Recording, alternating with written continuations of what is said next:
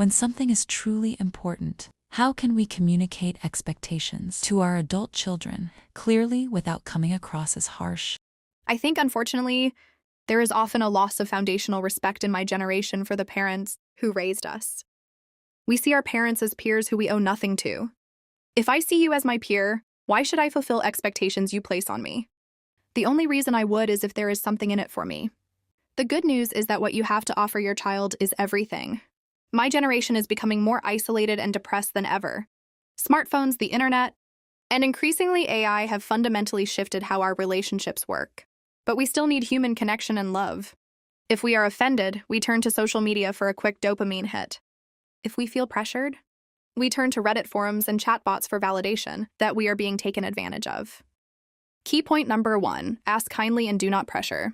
If you break this rule, your adult child may begin to view you as the bad guy. If you become the bad guy, the prospects of them listening to you decrease.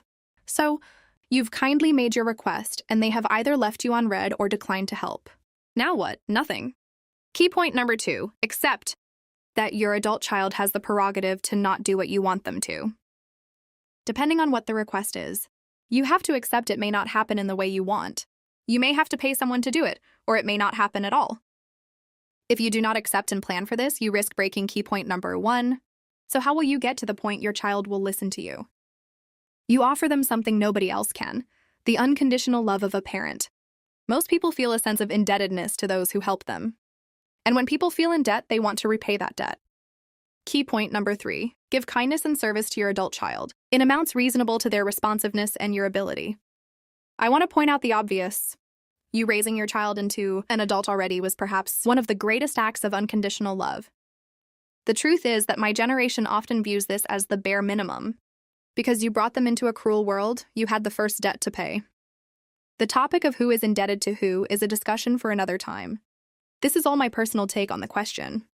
There are obvious differences from family to family, which will make my answer more or less applicable. If you're a Gen X or Boomer, comment any questions you want me to answer.